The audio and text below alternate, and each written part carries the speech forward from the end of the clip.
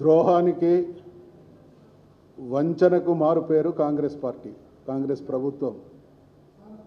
ఎన్నికల్లో గెలవడం కోసం ఎంతటి దిగజారుడు మాటలైనా కూడా హామీ ఇస్తాం, తర్వాత మోసం చేస్తామనే దానికి గడచిన 15 మాసాలుగా అధికారంలోకి వచ్చినటువంటి కాంగ్రెస్ పార్టీ అవలంబిస్తున్న విధానాలు, చేస్తున్న ప్రకటనలు, నిర్ణయాలు దానికి కారణం. కామారెడ్డి డిక్లరేషన్ పేరిట బీసీలకు వలవేసి ఓట్లు రాబట్టుకొని అధికారం చేజిక్కించుకున్న తర్వాత జరుగుతున్నటువంటి పరిణామాలను కనుక ఒక్కసారి నెమరు వేసుకుంటే 42% రిజర్వేషన్లు ముమ్మాటికి బీసీలకు అమలు చేసి తీరుతామనేటువంటి హామీ ఇవ్వడం జరిగింది. బీసీలకు సబ్ ప్లాన్ చట్టబద్ధత తీసుకొస్తామనేటువంటి హామీ ఇవ్వడం జరిగింది. 1,00,000 కోట్ల రూపాయలతో సంవత్సరానికి 20,000 కోట్ల రూపాయలు ఖర్చు చేసి బీసీలలో ఉన్నటువంటి అట్టడుగు స్థాయి వాళ్ళ నుండి అన్ని వర్గాల వారిని ఆదుకుంటాం, చాలా గొప్పగా వాళ్ళ జీవితాలలో మార్పు తీసుకొస్తామనేటువంటి హామీ ఇవ్వడం జరిగింది.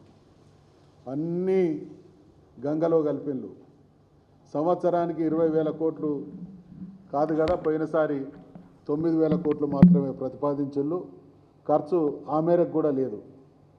ఈ సంవత్సరం బడ్జెట్లో 11,000 కోట్లు ప్రతిపాదించిళ్ళు. కేటాయింపులు, ఖర్చులు సమయం గడిస్తే కానీ తెలియదు. చట్టబద్ధత ఊసే లేదు. కోర్టులు తెలంగాణలో ఉన్నటువంటి బీసీ కుల సంఘాలన్నీ తీవ్రమైనటువంటి ఒత్తిడి తీసుకొస్తే, కోర్టు కూడా దాని విషయంలో తప్పుపడితే బీసీ కులగణన లేదా రిజర్వేషన్ల విషయంలో ఒక అడుగు ముందుకేసి కొంత కార్యక్రమం చేసింది. చేసిన కార్యక్రమం కూడా అంతా తప్పుల తడకే. ఈరోజు మరి మేమందరం కూడా మొన్న ఇటీవల జరిగినటువంటి శాసనసభ శాసనమండలి సమావేశాల్లో బీసీ బిల్లును తీసుకొస్తే ఏ పార్టీ కూడా దాని మీద ఎటువంటి కామెంట్ చేయకుండా ఏకగ్రీవంగా ఏకాభిప్రాయంతో బిల్లులు పాస్ చేయడం జరిగింది. ఆ బిల్లులు ఇప్పుడు ఎక్కడున్నాయో తెలియట్లేదు. బిల్లు ఢిల్లీకి పోకముందే ఇది ఎవరు చేసిండ్రు? బిల్లుని తీసుకొచ్చింది రేవంత్ రెడ్డి నాయకత్వాన కొనసాగుతున్నటువంటి కాంగ్రెస్ ప్రభుత్వం. ఆ బిల్లు చట్టరూపం తాల్చాలి అనంటే దానికి సంబంధించినటువంటి ప్రొసీజర్ ఉంటుంది. దాన్నంతా ఫాలో అప్ చేసి బిల్లు చట్టం అయ్యేంత వరకు కూడా 9th షెడ్యూల్లో చేర్చేంత వరకు కూడా పనిచేయాల్సింది, దాన్ని సాధించాల్సింది కాంగ్రెస్ ప్రభుత్వం పార్టీ. ఈరోజు జరుగుతున్నటువంటి కార్యక్రమం ఏంది? మేమందరం శాసనసభ శాసన మండలి వేదికగా అధికార పార్టీకి సూచన చేసినాం. మీరు ఈ బిల్లు మనం ఢిల్లీ స్థాయిలో తీవ్రమైన ఒత్తిడి తీసుకొస్తే తప్ప అమలుకు నోచుకోదు. కాబట్టి గతంలో తమిళనాడు ప్రభుత్వం ఇటువంటి బిల్లును 9th షెడ్యూల్లో చేర్చుకోవడానికి ఆనాటి ముఖ్యమంత్రి జయలలిత గారు ఆ రాష్ట్రంలో ఉన్నటువంటి అన్ని రాజకీయ పార్టీలను చాలా బలమైనటువంటి శక్తిగా ఢిల్లీ మీద ఒత్తిడి తీసుకొచ్చి సాధించుకోవడం జరిగింది. అదే ప్రక్రియను మనం కూడా సీరియస్గా తీసుకొని మీరు ముందు నడవండి, మీ వెంట మేము ఉంటాం. ఈ రాష్ట్రంలో ఉండేటువంటి రాజకీయ పార్టీలు అన్నీ కూడా ఏకోన్ముఖంగా బీసీల విషయంలో సుముఖంగా ఉన్నాయి. కాబట్టి మీరు ఆల్ పార్టీ డెలిగేషన్ని తీసుకుపోండి, రాహుల్ గాంధీ గారిని ఇన్వాల్వ్ చేయండి. వెరసి ఢిల్లీ మీద ఒత్తిడి తేవడం ద్వారా మాత్రమే 9th షెడ్యూల్లో చేర్చుకోగలుగుతాం అనేటువంటి విషయాన్ని స్పష్టంగా చెప్తే, ఇప్పుడు దానికి భిన్నమైనటువంటి పందాలో ఈ ప్రభుత్వం, మరి ప్రభుత్వం నిజంగా చిత్తశుద్ధి ఉంటే ప్రభుత్వమే లీడ్ తీసుకుపోవాల్సి ఉండే, ప్రభుత్వమే లీడ్ తీసుకొని అన్ని పార్టీలను ఇన్వాల్వ్ చేయాల్సి ఉండే. స్వయంగా రాహుల్ గాంధీ కూడా వాళ్ళ పార్టీ నాయకుడు కాబట్టి ఆయన కూడా ఈ విషయంలో సానుకూలంగా ఉన్నారనేటువంటి మాట చెప్పింది. కాబట్టి ఆయన కూడా ఇన్వాల్వ్ చేసి ఒత్తిడి తెస్తే సాధ్యమయ్యేదాన్ని. అంటే బీసీల పట్ల మాట ఇవ్వడం, మోసం చేయడమే కాంగ్రెస్ పార్టీ విధానంగా ఉంది. కాబట్టి ఏ మాత్రం 42% రిజర్వేషన్లు సాధించకుండా పోతే దాని పర్యవసానాలకు పరిణామాలకు కాంగ్రెస్ పార్టీ బాధ్యత వహించవలసి ఉంటుంది. వాళ్ళు ఎన్నికల మేనిఫెస్టోలో ఇచ్చినటువంటి పార్టీగా, దేశాన్ని పరిపాలించినటువంటి పార్టీగా సుదీర్ఘమైనటువంటి అనుభవం ఉన్నటువంటి పార్టీగా ఇచ్చినటువంటి హామీ అమలు బాధ్యత కూడా వాళ్ళదే. కాబట్టి మేము హెచ్చరిస్తూ ఉన్నాం, మీరు ఈ కపట నాటకాలతోని బీసీ సమాజాన్ని ఏమార్చలేరు. బీసీ సమాజం చైతన్యవంతమై కూర్చున్నది. ఇవాళ ఎక్కడ చూసినా బీసీలు న్యాయసమ్మతమైనటువంటి మా వాటా కావాలనేటువంటి నినాదం ప్రతి ఇంట మారుమోగుతున్నది. కాబట్టి మళ్ళీ ఒకసారి రేవంత్ రెడ్డి గారికి సూచిస్తూ ఉన్నాం, హెచ్చరిస్తూ ఉన్నాం, ఎట్టి పరిస్థితులలో ఈ బిల్లు చట్టం 9th షెడ్యూల్లో చేర్చబడేంత వరకు మీరు చిత్తశుద్ధితో చేసేటువంటి కార్యక్రమాలకు మేము సహకరిస్తామనేటువంటి విషయాన్ని తెలియజేస్తూనే మీరు అవలంబిస్తున్నటువంటి విధానం మాత్రం పూర్తిగా బీసీలకు ద్రోహం చేసేదిగా ఉన్నదనేటువంటి విషయాన్ని గుర్తు చేస్తూ ఉన్నాం. ఇకపోతే రాష్ట్రం ఈ 15 మాసాలుగా రాష్ట్రం అనుక్షణం హాహాకారాలతో అలమటిస్తూ ఉన్నది. 6 గ్యారంటీల హామీల అమలు కోసం తెలంగాణలో ఉన్నటువంటి అన్ని వర్గాలు కూడా హాహాకారాలు చేస్తూ ఉన్నాయి. రేవంత్ రెడ్డి ప్రభుత్వం అంటేనే హాహాకారాలు అనేటువంటి విధానంగా తయారైంది. మొన్న మనం అందరం చూసినాం హైడ్రా పేరిట జరిగినటువంటి హాహాకారాలు. నిన్న చూసినాం లఘుచర్ల ఘటన పేరిట జరిగినటువంటి హాహాకారాలు. ఇవాళ చూస్తూ ఉన్నాం మరి హైదరాబాద్ సెంట్రల్ యూనివర్సిటీకి సంబంధించినటువంటి హాహాకారాలు. ఇదేనా ప్రభుత్వం అంటే? ఎన్ని మాటలు చెప్పిండ్రు మాకు. ఆ రోజు బీఆర్ఎస్ పార్టీని, కేసీఆర్ గారిని బదనాం చేయడానికి మాట్లాడినటువంటి మాటలు ఇవాళ మీరు 15 మాసాల కాలంలో మీ నిర్వాహకం వల్ల ఎవరు తెలంగాణ ప్రయోజనాలను కాపాడినలో, ఎవరు తెలంగాణ ప్రయోజనాలకు విఘాతంగా మారినలో కూడా సమాజానికి అర్థమవుతూ ఉన్నది. అప్పులు వాళ్ళు ఏమన్నారు, మేము గత ప్రభుత్వం చేసినటువంటి అప్పులు తెలుసు, తప్పులు తెలుసు, వాటిని సవరించడం తెలుసు, సంపద సృష్టించడం తెలుసు అన్నారు. ఇవాళ వాళ్ళు చేస్తున్నది నిత్యం అప్పులు, ఆస్తుల అమ్మకాలు.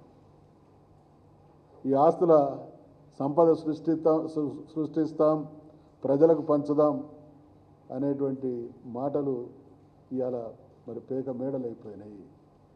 కేసీఆర్ గారు అప్పు చేస్తే సంపద సృష్టించిండు, ప్రజలకు పంచిండు. 1 సంవత్సర 15 మాసాల కాలంలో వాళ్ళే క్లెయిమ్ చేసుకున్నారు 1,60,000 కోట్ల అప్పులు చేసినామని. ఎక్కడ సంపద సృష్టించిండు? పరిపాలన చేతగాక సంపద సృష్టించే మార్గాలు దొరకబుచ్చుకొని ఆ రకంగా పనిచేసి చూయించక ఇవాళ ఆస్తులను అమ్మేటువంటి కార్యక్రమాలను దుర్మార్గానికి ఒడిగడుతూ ఉన్నారు. ఇవాళ హెచ్సియులో జరుగుతున్నటువంటి దుర్మార్గాన్ని చూస్తూ ఉంటే కేసీఆర్ గారు ఏం చేసిండు తన పాలనా కాలంలో? ఆయన హరితహారాన్ని అమలు చేస్తే వీళ్ళు హరిత హననం, హననం అంటే విధ్వంసం. హరితహారానికి సృష్టికర్త కేసీఆర్ గారైతే హరిత హననం ద్వారా ఇవాళ హైదరాబాద్ మహానగరానికి మనం అందరం చూస్తూ ఉన్నాం. అమెజాన్ అడవులు ప్రపంచంలో ఉన్నటువంటి ఆక్సిజన్లో 20% ఇవ్వడం ద్వారా మానవ మనుగడకు అవి ఊపిరితిత్తుల్లాగా పనిచేస్తూ ఉన్నాయి. హైదరాబాద్ మహానగరం విస్తరిస్తూ ఉన్నది. ఇక్కడ లంగ్ స్పేస్లు తక్కువ ఉన్నాయి. ఒకప్పుడు తక్కువ జనాభా ఉన్నటువంటి హైదరాబాద్ మహానగరంలోనే ఇంత పచ్చదనం ఆ రోజులలో ఉంటే ఇవాళ పెరిగిన జనాభా అవసరాల రీత్యా హైదరాబాద్ మహానగరం కూడా కొంత పర్యావరణ పరంగా ఇబ్బందులు ఎదుర్కొంటున్నటువంటి స్థితికి పోతున్నటువంటి పరిస్థితుల్లో లంగ్ స్పేస్ లాంటి హెచ్సియులో ఉన్నటువంటి 400 ఎకరాల్లో ఈ జీవ వైవిధ్యానికి, పర్యావరణానికి, పచ్చదనానికి కాపాడుకోవాల్సినటువంటి తరుణంలో విధ్వంసానికి ఒడగడుతున్నారు అనంటే వీరి విధానాలే విధ్వంసకరంగా తయారైనవి.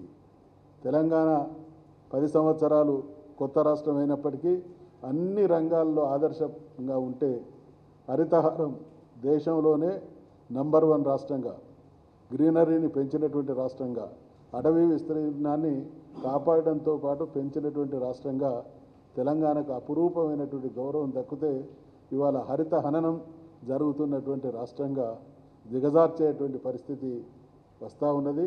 వీటన్నిటికీ వెరసి కాంగ్రెస్ పార్టీ, రేవంత్ రెడ్డి పాలనే కారణం. కాబట్టి మేము ప్రజల పక్షాన బీఆర్ఎస్ పార్టీకి, కేసీఆర్ నాయకత్వానికి తెలంగాణ రాష్ట్ర ప్రయోజనాలే, ఇక్కడ అధికారం ఉండడం లేకపోవడం అనేది మాకు ముఖ్యమైనటువంటి అంశం కాదు.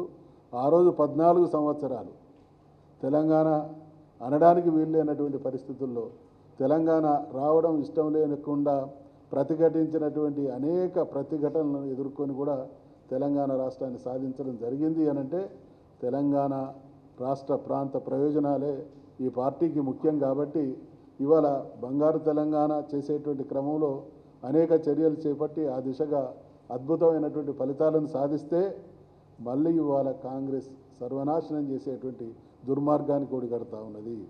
తెలంగాణ విషయానికి వస్తే 1956 నుండి ఈ రోజు వరకు కాంగ్రెస్ పార్టీ వైఖరి అధికారంలో ఉన్నా లేకున్నా ఈ ప్రాంత ప్రయోజనాల కోసం ఆలోచించి పరిరక్షించినటువంటి పాపాన పోయిన దాఖలాలు లేవు. కాబట్టి అటువంటి చరిత్ర కాంగ్రెస్ పార్టీ సొంతం కాబట్టి మళ్ళీ అదే చరిత్రను పునరావృతం చేస్తున్నది. కాబట్టి ఇవాళ హెచ్సియులో చదువుకునేటువంటి విద్యార్థుల్లో చాలామంది అదర్ దెన్ తెలుగు, మన తెలుగుకు సంబంధం లేని విద్యార్థుల సంఖ్య ఎక్కువ.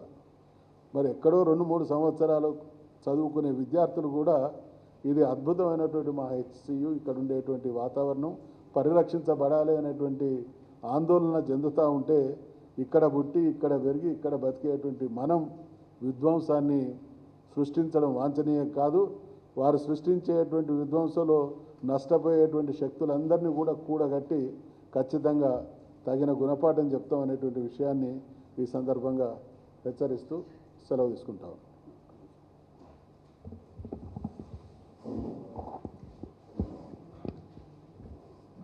మీడియా మిత్రులకు నమస్కారం. కాంగ్రెస్ పార్టీ ప్రభుత్వం అధికారంలోకి వచ్చినప్పటి నుండి కూడా బీసీలను నయవంచన గురి చేస్తుంది. దానికి ఉదాహరణే నిన్న ఏదైతే వాళ్ళు హడావుడిగా చేశారో, ఎంతో ఉదరగొట్టినట్టు ఢిల్లీలో దీక్ష చేశారో, వారు దీక్ష చేసి ఆ దీక్షకు మా అధినేత రాహుల్ గాంధీ వస్తారని చెప్పి ఆర్భాటంగా చెప్పారు. కానీ జంతర్ మంతర్ ధర్నా చేస్తున్న జంతర్ మంతర్కు కూతవేటు దూరంలోనే రాహుల్ గాంధీ, అదేవిధంగా వాళ్ళ పార్టీ జాతీయ అధ్యక్షులు మల్లికార్జున ఖర్గే ఉన్నప్పటికీ కూడా వారు కనీసం ఒక అర్ధగంట సమయము ఈ బీసీల యొక్క ధర్నాకు కేటాయించడానికి రాకపోవడమే ఇక్కడ యొక్క కాంగ్రెస్ పార్టీ యొక్క చిత్తశుద్ధి కనిపిస్తుంది. కామారెడ్డి డిక్లరేషన్ ప్రకటించినప్పటి నుండి వారు ప్రతి విషయంలో కూడా తప్పులే చేస్తున్నారు. బీసీ కులగణన అని చెప్పి ఒకరోజు బీసీ కమిషన్ ద్వారా చేపిస్తామని ఆ రోజు చెప్పారు. దాని తర్వాత మధ్యన సడన్గా ప్లానింగ్ డిపార్ట్మెంట్ను తీసుకొచ్చారు. ప్లానింగ్ డిపార్ట్మెంట్ అయిపోయాక కోర్టు మొట్టకాయలు వేసి బీఆర్ఎస్ పార్టీ ఒత్తిడి చేసిన తర్వాత మళ్ళా డెడికేటెడ్ కమిషన్ అని చెప్పి దాన్ని వేశారు. ఈ ప్లానింగ్ డిపార్ట్మెంటు నివేదికను బయటపెట్టలేదు, డెడికేటెడ్ కమిషన్ నివేదికను బయటపెట్టలేదు, బీసీ కమిషన్ నివేదికను బయటపెట్టకుండా హడావుడిగా 42% అని చట్టం చేసినట్టు చేసి చేతులు దులుపుకొని ఈరోజు కేంద్ర ప్రభుత్వంపై నెట్టే పరిస్థితి ఈరోజు కనిపిస్తుంది. మేము ఈరోజు బీఆర్ఎస్ పార్టీ తరఫున ఒకటే డిమాండ్ చేస్తున్నాం. ఫస్ట్ 42% సంబంధించిన జీవోను తీయండి, దాన్ని గవర్నర్ చేత ఆమోదింపజేయండి. తర్వాత ఎవరైనా అబ్జెక్షన్ చెప్పినప్పుడు మనకు చట్టం కావాలి. కానీ ఫస్ట్ 42% సంబంధించిన జీవోను చేయాలని మేము డిమాండ్ చేస్తున్నాం. అదేవిధంగా రాష్ట్ర ప్రభుత్వం పరిధిలో ఉన్నటువంటి మీరు బడ్జెట్లో ఏమని చెప్పారు, ప్రతి సంవత్సరం 20,000 కోట్లను బీసీల కోసం కేటాయిస్తారని చెప్పారు. పోయిన సంవత్సరం తక్కువ కేటాయించారు, ఈ సంవత్సరం కేటాయించారు. అది మీ చేతిలో ఉన్నదే కదా, కేంద్రంతో సంబంధం లేదు కదా. మీ చేతిలో ఉన్న పనిని మీరు 20,000 కోట్లను ఎందుకు ఖర్చు చేస్తలేరని మేము ఈరోజు ప్రశ్నిస్తున్నాం. అదేవిధంగా ఎంబీసీల కోసం ప్రత్యేక మంత్రిత్వ శాఖ పెడతానన్నారు, దాన్ని పెట్టడం లేదు. అదేవిధంగా సర్దార్ సర్వాయి పాపన్న యొక్క పేరును జనగాం జిల్లా పెడతానన్నారు, దాన్ని పెట్టలేదు. ఈ అన్నిటికి వస్తున్న అభ్యంతరం ఏందని మేము ఈరోజు ప్రశ్నిస్తున్నాం. కాబట్టి ఎన్నికల కోసము ఓటు బ్యాంక్ కోసమే బీసీలను చూస్తుంది తప్పించి వీరికి చిత్తశుద్ధి లేదని ఈరోజు మేము డిమాండ్ చేస్తున్నాం. తక్షణమే కామారెడ్డిలో ఏదైతే మీరు ప్రకటించారో వాటి అన్నిటిని అమలు చేసే విధంగా ఈరోజు బీఆర్ఎస్ పార్టీ పక్షాన మీ అందరం పెద్దలు మసూరేశ్వర్ గారు నాయకత్వం అందరం కూడా పోరాటం చేస్తాం. మీరు యొక్క ఇచ్చిన హామీలన్నింటినీ అమలు చేసే వరకు కూడా మేము పోరాటం చేస్తామని తెలియజేస్తున్నాం.